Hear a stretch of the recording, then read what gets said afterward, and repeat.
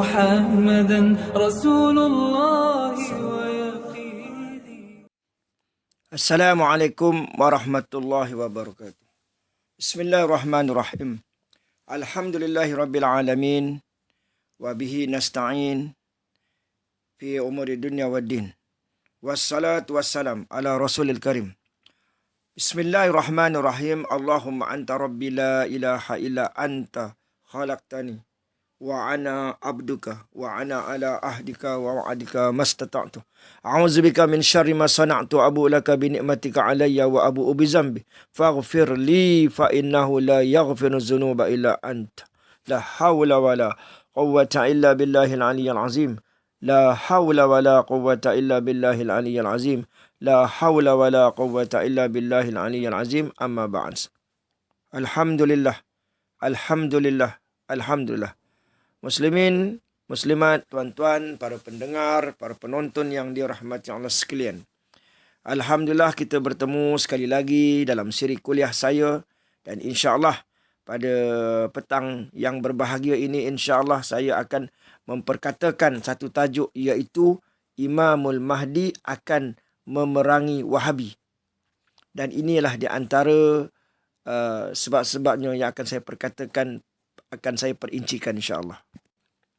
Walaupun dunia sekarang sedang menghadapi dengan pelbagai cabaran dan ujian sekarang yang sangat dahsyat dan menakutkan, di mana boleh dikatakan di semua negara dalam dunia ini dan keseluruhan lapisan masyarakat sedang sangat-sangat diuji dan diancam dengan perkara-perkara yang suatu ketika dahulu dianggap tidak mungkin berlaku pada adatnya menurut ukuran akal, iaitu perkara-perkara yang disebut atau diistilahkan sebagai unexpectable, unsangkable dan undogable telah pun berlaku depan mata kita. Namun apabila telah sampai masanya, iaitu apabila berlakunya perkara-perkara yang kita sebut sebagai kemuncak kejahatan atau disebut sebagai kemuncak kebatilan, dan apabila perkara ini telah berlaku di zaman di mana Islam tulen akan benar-benar menguasai dunia, insya-Allah tidak lama lagi, dan dua tokoh dunia yang akan muncul yang akan menyelamatkan kita umat Islam, iaitu saya ulangi untuk kesekian kalinya, dua tokoh tersebut adalah Fatah At-Tamimi dan Imamul Mahdi. Mereka akan memerintah dengan penuh keadilan dan saksama. Umat Islam akan merasa sangat bahagia, sangat aman, sangat gembira, dan insya-Allah akan menjadi realiti tidak lama lagi. Dan inilah masanya insya-Allah di mana golongan yang dituduh sesat akan dibela dan terbela. Yang dituduh sesat akan mendapat haknya untuk bersuara, dan yang menuduh sesat akan menerima padah dan balasannya. Yang menuduh sesat akan menyesali akan dosa-dosanya, dan yang menuduh sesat akan bertaubat dan kembali ke pangkal jalan. Dan mereka akan kembali ke pangkal jalan. Mudah-mudahan, insya-Allah. Kita doakan. Untuk makluman tuan-tuan, para pendengar yang dirahmati Allah sekalian, kita mungkin tidak percaya, lebih-lebih lagi kita berada di zaman fitnah ini. Kita mendengar ustaz-ustaz yang hebat pidatonya, yang hebat bercakap, yang hebat berceramah, mengeluarkan ayat-ayat Al-Quran, mengeluarkan hadis-hadis, maka ramailah yang terpesona. Dan itulah yang kita anggap terbaik sekiranya orang yang mengeluarkan dalil-dalil ayat Quran atau hadis dengan ikhlas, jujur dan kena dengan kehendak Islam, maka itulah yang terbaik. Tetapi kita juga perlu sedar bahawa di zaman kita ini yang dikatakan zaman fitnah ini, terdapatnya golongan yang suka mendakwa, suka menuduh, suka memfitnah terhadap golongan yang telah lama bertapak khususnya di Nusantara, iaitu golongan Ahli Sunnah wal Jamaah. Golongan yang sangat berbahaya. Golongan yang benar-benar, bukan direka-reka, benar-benar akan diperangi oleh Imamul Mahdi, iaitu golongan Wahabi dan Syiah, di antaranya golongan yang sesat. Golongan ini, yakni golongan Wahabi, sering menimbulkan kontroversi berhubung dengan amalan-amalan yang dilakukan dari golongan Ahli Sunnah wal Jamaah Aswaja, dan khususnya di Malaysia ini. Dan apabila golongan ini dikatakan sebagai golongan yang suka menuduh, suka mendakwa, suka memfitnah, suka menghina ulama-ulama yang terdahulu, suka menimbulkan kontroversi, suka membida'ahkan orang, suka mensyirikkan orang. Siapa yang sifatnya macam tu? Mereka adalah Yahudi. Sebab itu kalau kita baca sejarah, kalau kita hendak mengkaji dengan jujur, sejujur-jujurnya, maka Wahabi ini adalah rekaan atau ciptaan Yahudi. Dan tuan kena faham bahawa golongan Wahabi ini adalah golongan yang akan menghancurkan Islam dan memusnahkan Islam dari dalam. Dan itulah yang dimaksudkan dalam hadis Nabi SAW, yang diumpamakan sebagai anak panah yang lepas dari busurnya. Dan kerana itulah juga Imamul Mahdi disebutkan di dalam hadis akan memerangi golongan Wahabi ini. Kata Nabi SAW, sayakhruju qaumun fi akhir zaman ahdasul asnan sufahaul ahlam yaquluna min qawlin khairil bariyah la yujawizu imanuhum hanajirahum yamruquna minad din kama yamruqus sahmu minar ramyah fa aynama laqaitumuhum fa inna fi qatlihim ajran liman qatalahum yaumal qiyamah. Atau kama qala. Hadis riwayat Bukhari dan Muslim. Kata Nabi SAW, akan muncul di akhir zaman nanti suatu kaum yang terdiri dari orang-orang muda yang masih mentah fikirannya, cetek faham agamanya, dangkal pemikirannya. Mereka banyak mengucapkan perkataan khairul bariyah, iaitu firman-firman Allah Subhanahu Wa Taala dan hadis-hadis Rasulullah SAW. Tetapi iman mereka masih lemah. Pada hakikatnya, mereka telah keluar dari agama seperti anak panah yang lepas dari busurnya. Di mana saja kamu dapat menemuinya, maka perangi mereka. Siapa yang dapat menghapus mereka, memerangi mereka, kelak akan mendapat pahala di hari kiamat. Tuan-tuan yang dirahmati Allah sekalian, hadis ini menjelaskan akan datangnya suatu zaman di mana ramai orang-orang muda, kalau ada yang tuanya pun, tetapi tergolong macam orang muda yang dangkal pemikirannya, yang masih mentah fikirannya, selalu bercakap menggunakan dalil-dalil Al-Quran dan hadis-hadis Nabi SAW yang nampak hebat pada zahirnya. Ini telah diberitahu, kita kena yakin. Padahal mereka masih belum memahami ilmu-ilmu hadis Al-Quran secara mendalam. Atau lebih tepat lagi, apa yang ditafsirkan daripada matan Quran, matan hadis tadi tidak menepati kehendak Islam, kehendak Rasulullah, kehendak Allah Subhanahu Wa Taala. Dan terkadang-kadang, bukan terkadang-kadang, banyak jugalah yang mereka menafsirkan Al-Quran atau hadis Nabi SAW yang disesuaikan dengan akal pemikiran mereka. Mereka tengok ini logik, tak mungkin hadis tu maksud begini. Mengkira logik. Dan disesuaikan dengan hawa nafsu.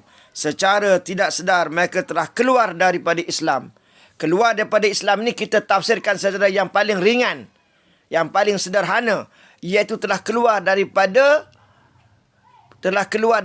fahaman yang sebenar, iaitu Ahli Sunnah wal Jamaah. Sekurang-kurangnya, kalau yang seberat-beratnya, subhanallah, yang ada kaitan dengan akidah itu lagilah berat. Jadi kita tidak mahu menuduh yang sampai peringkat itu. Kita bercakap yang seringan-ringannya itu sudah memadai. Di dalam hadis yang lain kata Nabi SAW, "Taghzuna jaziratal Arab fayaftahuhallahu summa Faris fayaftahuha Allahu, summa taghzuna al-Rum fayaftahuha Allahu, summa taghzuna ad-Dajjal fayaftahuhu Allahu.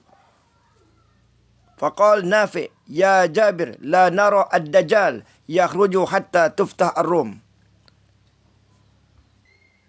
Hadis sahih riwayat Muslim.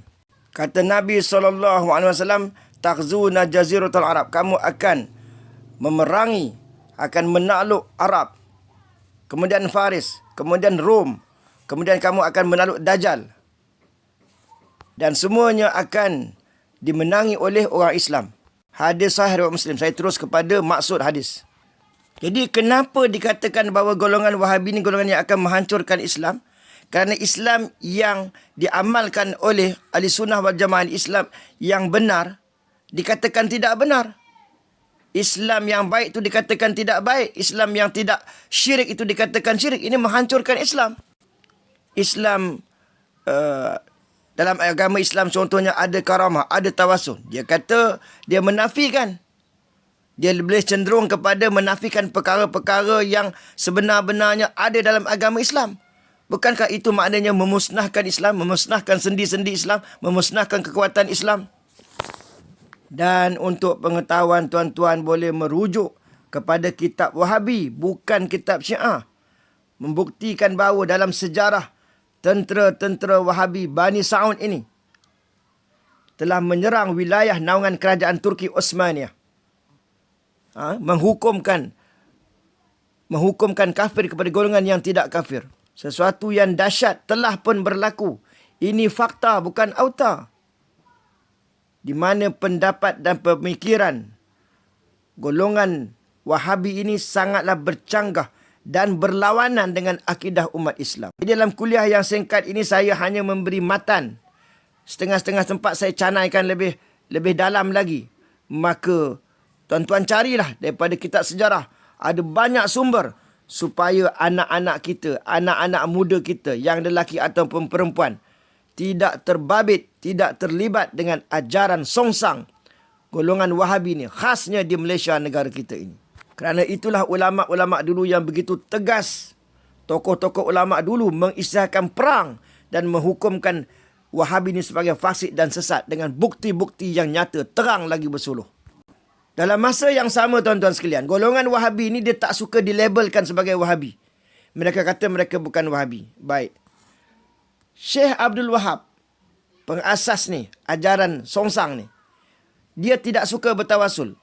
Wahabi dalam negara kita khususnya, di Malaysia dan di mana saja, tak suka tawasul. Golongan Wahabi ni tak suka ziarah kubur. Jadi golongan Wahabi di Malaysia ni pun tak suka ziarah kubur.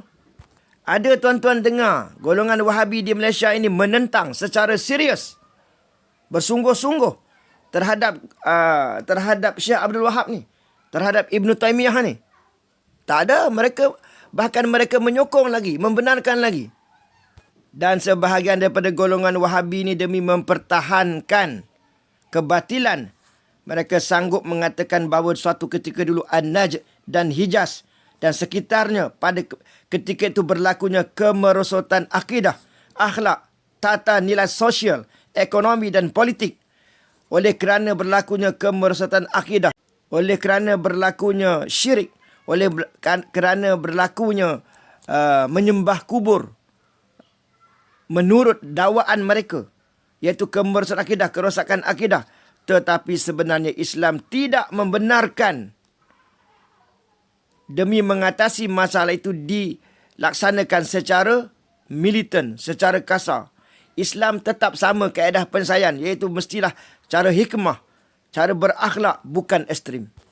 Berikut adalah di antara perkara-perkara yang tidak disenangi oleh golongan Wahabi ni, dan sebagai satu hujah yang membuktikan bahawa Wahabi ini adalah rekaan atau ciptaan Yahudi. Yang pertamanya, golongan Wahabi ini tidak menyambut Maulid Rasul dengan alasannya Nabi tidak menyambutnya. Maka kita nak bagi hujah logik. Kita mungkin baca ayat Quran nanti, tapi nak bagi hujah yang simple, yang mudah untuk menjatuh sungkurkan hujah mereka ni. Jadi kalau kita ni, Kita sambut Maulid Rasul ini nak menunjukkan bukti kita sayang kepada Rasul. Sebab itu kita sambut hari jadi anak kita, isteri kita, suami kita, mak ayah kita sebab nak buktikan sayang, nak tunjukkan sayang dengan pelbagai cara. Salah satunya menyambut hari jadi ataupun ulang tahun anak isteri kita. Jadi kita nak tunjuk kita sayang kepada Rasul, sambutlah hari jadi. Bahkan boleh saja mereka menyambut ulang tahun kelahiran pemimpin negara. Kenapa tidak boleh menyambut Maulid Rasul? Ini bermakna mereka benci dengan Rasul secara tak sedar. Mereka benci sebenarnya. Orang sayang pada isteri, sambut hari jadi isteri.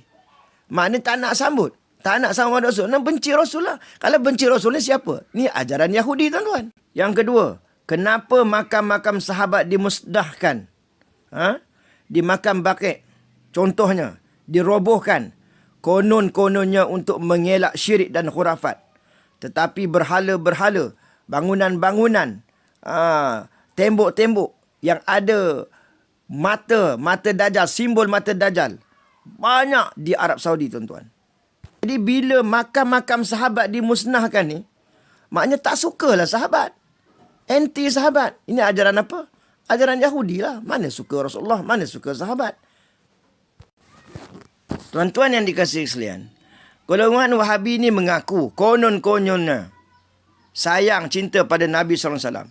Tetapi yang mengejutkan, memeranjatkan, sanggup menghanturkan khazanah dan warisan agama yang dibawa oleh Nabi SAW.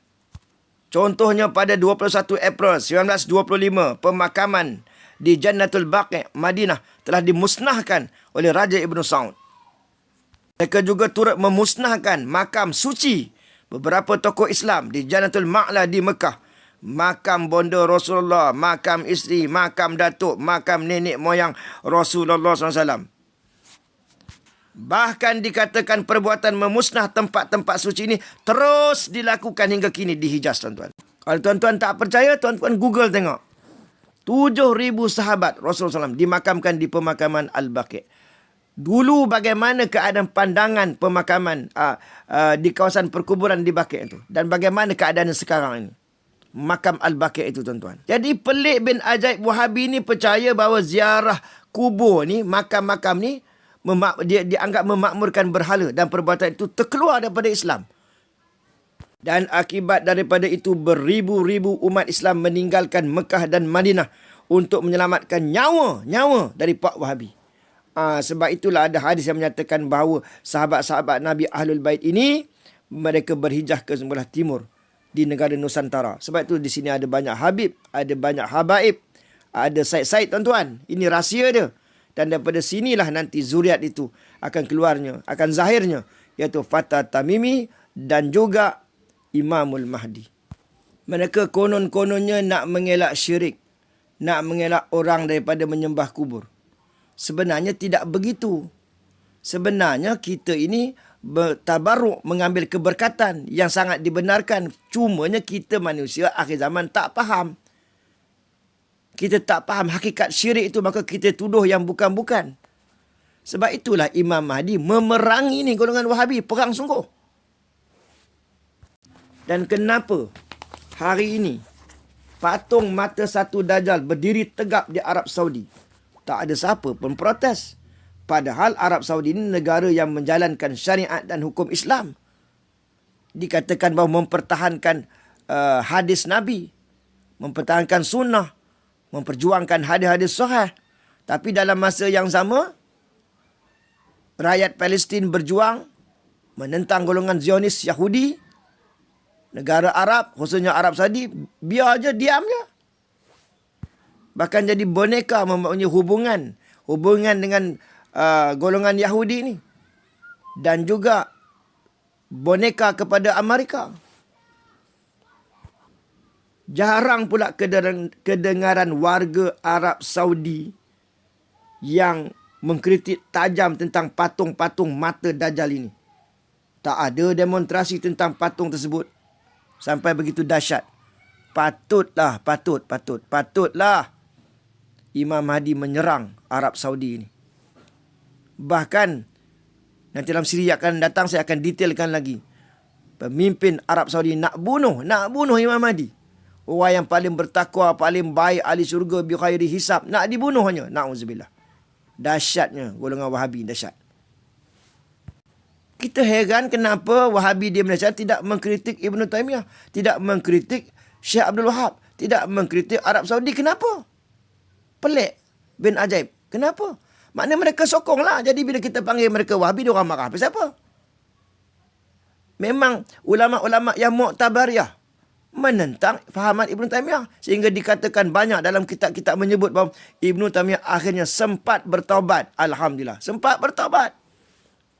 Ini anak tuan-tuan sekarang ni ngaji IPTS. Tuan-tuan kata, oh sono ambil ngaji diploma pengajian Islam, ambil mengaji Usuluddin, BA dalam bahagian Usuluddin, dalam bahagian hadis. Tapi tuan-tuan tak tahu apa sebenarnya akidah yang dia belajar tu. Tauhid 3 serangkai. Tauhid 3 serangkai ni membawa anak-anak kita, na'udzubillah, bawa anak-anak kita ni kepada merosakkan akidah mereka. Sebab itu tuan-tuan kena ambil peduli, cakna benda ni. Apa sebenarnya kandungan akidah Tauhid 3 serangkai ini yang begitu menyesatkan. Ini saya akan hurai dalam siri yang akan datang. Bismillahirrahmanirrahim. Dalam surah Al-A'raf ayat 157. Bismillahirrahmanirrahim. Allazina yattabi'una ar-rasul an-nabiy al-ummi allazi yajidunahu maktuban indahum fit tawrati wal injil ya'muruhum bil ma'ruf wa yanhahum 'anil munkar wa yuhillu lahum at-tayyibat wa yuharrimu 'alaihim al-khaba'is wa yada'u anhum israhum wal aghlal allati kanat 'alaihim fallazina amanu bihi wa 'azzaruhu wa nasarahu wattaba'un nur allazi unzila ma'ahu ulaika humul muflihun. Shadaqallahul azim. Artinya, orang-orang yang mengikuti Rasul, Nabi yang ummi, yang tidak perlu kepada membaca dan menulis, yang namanya mereka dapati tertulis di dalam Taurat dan Injil yang ada pada mereka, yang menyuruh mereka berbuat yang ma'ruf dan mencegah dari yang mungkar, dan yang menghalalkan segala yang baik bagi mereka dan mengharamkan segala yang buruk bagi mereka, dan membebaskan beban-beban dari belenggu-belenggu yang ada pada mereka. Ada pun orang-orang yang beriman kepadanya, memuliakannya, menolongnya dan mengikuti cahaya yang terang yang diturunkan kepadanya, iaitu Al-Quran. Mereka itulah orang-orang yang beruntung.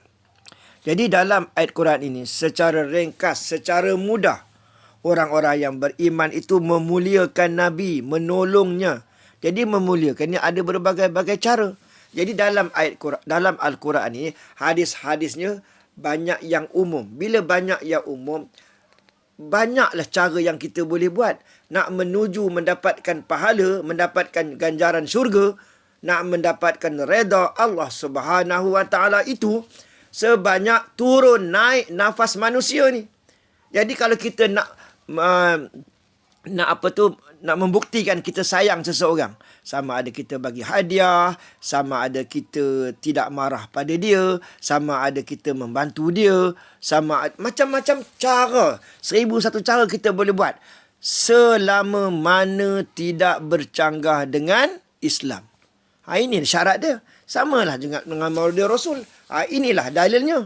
Maka golongan Wahabi itu sebab dikatakan mereka ni golongan yang dangkal. Konon-kononnya nak mempertahankan Islam. Konon-kononnya nak memurnikan akidah. Sebenarnya itu yang merosakkan akidah mereka. Itulah sebenarnya yang bawa mereka itu kepada syirik. Merasakan mereka itu reti, faham, cerdik. Konon-kononnya nak memuliakan Nabi, sebenarnya menghina Nabi. Maulid Rasul pun tak boleh sambut. Seterusnya, golongan Wahabi ni suka memperlekeh, menghina ulama Mu'tabariyah. Suka menghina. Di mana mereka ni rata-ratanya sangat alim orang dulu. Luas pengalamannya serta dalam ilmunya. Jadi mereka mengkritik. Supaya apa? Maknanya golongan Yahudi ni dia tak suka ulama-ulama Mu'tabariyah ni. Jadi supaya jangan dekati. Terus direct ambil daripada Quran, ambil daripada hadis. Ulama ni ditinggalkan. Cuba tuan-tuan tanya golongan Wahabi kat Malaysia ni. Dia pernah bertawasul tak? Dengan siapa dia bertawasul? Dia nak jawab pun dia malu rasanya. Mengapa Wahabi tidak bertawasul dengan Rasulullah? Ada tak dia bertawasul dengan Rasulullah? Dia doa cara yang biasa-biasa saja. Jadi dia kata tak boleh bertawasul dengan Rasulullah, tak boleh bertawasul dengan ulama-ulama, supaya secara tak sedar tu agar umat Islam menjauhi makam-makam Nabi dan menjauhi para ulama dan para wali. Dia anggap kita-kita yang bertawasul di kubur tu menyembah kubur. Dia ingat kita ni bodoh sangat. Dia ingat kita ni tak reti bab tauhid. Subhanallah. Kalau ikut macam tu, makan Panadol pun jangan boleh bawa kepada syirik. Makan ubat pun jangan boleh bawa kepada syirik. Semayang jenazah pun jangan, sebab boleh bawa kepada syirik. Sebab kita semayang jenazah ni, kita menghadap si mayat tu. Buat apa menghadap mayat tu? Nak menyembah mayat ke? Nak menghadap jenazah tu buat apa? Dan kenapa saya ulangi semula, Arab Saudi atau kebanyakan negara Arab menjadi boneka kepada Barat ni, punya hubungan dengan Israel ni, serta tidak membantu negara-negara umat Islam yang dilanda dengan peperangan. Soalan yang biasa Wahabi tanya kepada anak-anak kita, kamu semua nak ikut ulama ke ikut Nabi? Tentulah mereka jawab nak ikut Nabi lah. Dia kata buat apa ikut ulama? Ulama ni ada salah, ulama ni ada silap. Ikut Nabi lah. Nabi maksum. Mana ada salah, mana ada silap, tengok macam kami. Tapi bila kita fikir 2-3 kali, bila kita fikirkan 10 kali, siapa yang faham Quran? Siapa yang faham atau lebih memahami hadis? Jawapannya ulama. Itu sebab disebut al-ulama warasatul anbiya. Ulama itu pewaris Nabi. Bila kita meninggalkan ulama muktabar, sebenarnya secara tak sedar kita meninggalkan Nabi. Sebab yang faham benar-benar Nabi itu adalah ulama. Ni ajaran Yahudi ni suruh meninggalkan ulama ni. Bila sungguh meninggalkan ulama, kita mendapat konon-kononnya terus kepada Nabi. Tapi kita tidak alim. Bila kita tidak faham, jadi kita bawalah, kita menafsirkan agama secara salah. Itu yang seperti diamalkan oleh golongan Yahudi, oleh golongan Wahabi ni. Seterusnya, mengapa golongan Wahabi khususnya di Malaysia ni tidak menjadi golongan yang terkehadapan, one step beyond, untuk menyelesaikan masalah maksiat dalam negara umpamanya, menyelesaikan masalah kemelut politik, sekiranya mereka ni benar mempertahankan hujah hadis-hadis sahih, memperjuangkan Islam yang sebenar. Kenapa mereka tidak memberikan idea-idea kalau mereka golongan yang benar? Dibantu dengan takwa menyelesaikan hutang Malaysia, memberi idea-idea yang bernas. Tetapi sebaliknya yang berlaku kepada golongan Wahabi ni, mereka suka membida'ahkan amalan umat Islam. Dah jadi pertikaian, menjadi persengketaan antara umat Islam sampai sekarang. Sebenarnya sampai dah ratusan tahun. Untuk pengetahuan tuan, An-Najd dan Hijaz ni bergabung membentuk kerajaan Arab Saudi, Al-Mamlakah Al-Arabiyah As-Saudiyah. Merupakan negara terbesar di semenanjung Arab. Negara ni akan diserang oleh Imamul Mahdi. Jadi sepatutnya orang Wahabi ni bimbanglah, takutlah. Kalau betul ni, kita kena ni, kenapa dengan kita ni? Apa yang tak betul ni? Saya bagi contoh lagi. Ibnu Taymiyah dilahirkan pada 1263 Masihi dan meninggal dunia 1328 Masihi. Atau 661 Hijrah hingga 728 Hijrah. Ibnu Taymiyah wafat pada usia 67 tahun. Adapun Syekh Abdul Wahab lahir 1703 Masihi sehingga 1792 Masihi.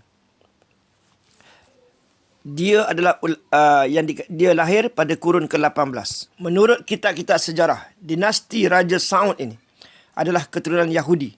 Seorang yang bernama Muhammad Syakir menggemparkan dunia apabila mendedahkan fakta berkaitan siapa sebenarnya dinasti Saud ini. Maka Muhammad Syakir akhirnya dibunuh, tuan-tuan, oleh rejim Saudi. Baca, cari maklumat ini, tuan-tuan. Cari sampai dapat. Saya nak baca semua, panjanglah. Buku As-Saud Saudiyah ni, Min Aina wa ila Aina, diterbitkan pada tahun 1981. Di mana kejahatan kerajaan Arab Saudi disamakan dengan tindakan Zionist Israel yang membantai rakyat Muslim di Gaza. Bagi orang yang cerdik, yang faham agama, golongan Wahabi ni, mereka mengakui konon-kononnya mereka lah yang memikul tanggungjawab dakwah menuju kemurnian tauhid mencegah perbuatan bid'ah dan khurafat, dan kembali kepada ajaran salafus soleh, dan berpegang teguh kepada dasar Islam yang lurus. Sebenarnya tidak begitu. Sebenarnya menghancurkan Islam, membawa ajaran yang sesat. Ini benar-benar sesat. Dan golongan Wahabi ni, mereka dengan beraninya menyesatkan ajaran Abu Hasan Al-Asyairah dan Maturidiyah. Sesat ni tuan-tuan, saya nak bagi faham juga. Sesat ini bukan bermakna kafir. Tapi kalau kafir, automatik sesat. Saya ulangi lagi. Kalau dikatakan orang itu sesat, bukan bermakna kafir. Tapi kalau kita kata orang itu kafir, bermakna automatik dia sesat. Ada ketikanya, ada masanya, ada orang-orang tertentu ini, dia sesat dalam arti kata kafir. Ada masanya dia hanya sesat, tetapi tidak membawa kepada kekafiran. Jadi kalau kita tidak nampak nyata jelas, kita hanya dengar-dengar saja. Hujah kita ni, kita dengar-dengar saja. Kita tak ada dengar daripada mulut dia sendiri. Maka lebih baik kita jangan kafirkan orang itu. Kita hanya kata golongan sesat. Habis cerita. Sebab kalau kita berani tuduh orang kafir, kalau dia tak kafir, kita yang kafir. Na'udzubillah. Kata Nabi SAW, ayyuma rajulin qala li akhi ya kafir, faqad ba'a biha ahaduma. Barang siapa kata kafir pada saudaranya, kalau orang itu tidak sedemikian, maka kafir itu kembali kepada kita. Antara keduanya, kalau kita kata orang tu kafir, akan jatuh sama ada dia ataupun kita. Na'udzubillah. Jadi lebih baik kita tak perlu kafirkan orang. Kita sekarang ni, kita tak berani. Tak berani. Kita takut sebab mereka pun sembahyang juga, puasa juga, zakat juga, haji juga. Cuma dalam masalah akidah memang ada unsur-unsur mujassimah tadi. Unsur-unsur musyabahah tadi. Menyamakan Allah SWT dengan makhluk. Itu pun kita tak dengar. Kalau saya lah tak dengar daripada mulut dia orang sendiri. Berhujah. Kalau kita nampak benda tazim, barulah kita boleh membuat satu keputusan. Jadi berbalik kepada Muhammad Syakir ini yang membuat kajian ilmiah pada tahun 2008. Membuktikan asal-usul keluarga Saud ini membawa kepada pembunuhannya yang diketuai oleh rejim Saudi. Dan yang pelik dan ajaib yang dahsyatnya, pengakuan oleh Al-Malik Faisal. Dia telah membuat pengakuan kepada akhbar Washington Post pada tahun 1960, iaitu dua stesen TV, iaitu Sautul Arab Mesir dan Yaman Broadcasting, telah mengesahkan keyahudian Bani Saud akibat desakan masyarakat antarabangsa. Maka Al-Malik Faisal telah membuat pengakuan tersebut pada 17 September 1969. Kalau orang tanya kita kenapa Yahudi cipta Wahabi? Kenapa Yahudi cipta Wahabi? Jawab. Yahudi faham kekuatan umat Islam itu pada kekuatan rohnya. Rohnya yang sangat cinta dan takutkan kepada Allah Subhanahu wa ta'ala. Oleh kerana itu umat Islam mesti dipisahkan dari Allah Subhanahu wa ta'ala. Yang kedua, Yahudi faham kerana kehebatan umat Islam ini, kerana mereka berjaya menghubungkan kekuatan roh dan kehidupan lahiriah. Seumpama cerita dalam kontes bertawasulnya, yakazahnya, ziarah kuburnya, maka ini ada kekuatan roh dalaman. Jadi kehidup bagi mereka, roh dalam kehidupan lahir itu mesti dihapuskan. Yahudi juga faham kunci kemenangan, kunci kekuatan umat Islam adalah kerana adanya bantuan ghaib. Contohnya karamah, contohnya lagi kasyaf, ilham, yakazah dan sebagainya. Jadi dia pun tolaklah perkara tersebut dan tolaklah ulama sufi, tolak ulama tarikat. Dia anggapnya tarikat, ulama-ulama ataupun wali-wali yang mempunyai karamah itu dikatakan sesat, dikatakan syirik. Ada tuan-tuan dengar, saya nak tanya, ada tuan-tuan dengar di Malaysia ni? Mereka cerita wali ni kehebatan wali, kehebatan tarikat. Mana ada? Tak sesuai dengan golongan Wahabi, tak sesuai. Jadi sedangkan mereka tu ahli zikir, ahli sufi, orang yang banyak ibadat. Jadi diorang serang. Kata syirik, sesat sebagainya. Sepatut sangatlah Imam Mahdi serang diorang. Bahkan tuan-tuan kena cari hadis. Saya nak cerita panjang. Ambil matan dia. Mereka bunuh keturunan Rasulullah ni. Bunuh. Keturunan Nabi diorang bunuh. Patutlah pemimpin negara Arab tu nak bunuh Imam Mahdi. Dahsyat ni. Jahat. Wahabi ni jahat. dalam mempelajari ilmu usuluddin atau tauhid menganut fahaman Ibnu Taimiyah. Dalam fiqh boleh tampal-tampal mazhab. Kita ambil hadis, ambil mana hadis, tarjih hadis, yang ni. Tapi mereka ni bukan mujtahid, bukan boleh ijtihad. Mereka tidak cukup ilmu. Mazhab Syafi'i tak habis, Hanafi tak habis, Hambali tak habis. Google je. Macam mana nak berijtihad? Tak boleh, tak layak pun tuan-tuan. Itu hadis yang saya sebut pada mula tadi. Melarang keras umat Islam bertawasul. Supaya kita ni tak percaya dah. Ada hubungan roh, tak ada. Oh, tak boleh bertawasul. Itulah. Itu rahsia tu tuan-tuan. Melarang ziarah kubur sekali bermakam Nabi Muhammad. Tapi oleh kerana umat Islam seluruh dunia, majoriti ni, Ahli Sunnah wal Jamaah, jadi tak dapat dia nak elakkan. Tak dapat dia nak halangnya. Memuji Nabi lebih-lebih tak boleh. Qasidah, berzanji, burdah, tahlil tak boleh. Dia kata kita mengagung-agung menyembah Nabi Muhammad. Semua nak dikonarkan. Semua nak ditafsirkan sesat. Kita memuji Nabi bukan mengagung-agungkan sebagaimana dipaham oleh Wahabi. Kita memuji Nabi kerana kita sayang, terlalu sayang pada dia. Selama mana tidak bercanggah dengan syariat. Sayang Nabi tu, kita selawat dekat Nabi, puji dia, tahlil, berzanji dan sebagainya. Maknanya kita membesarkan Allah Subhanahu Wa Taala.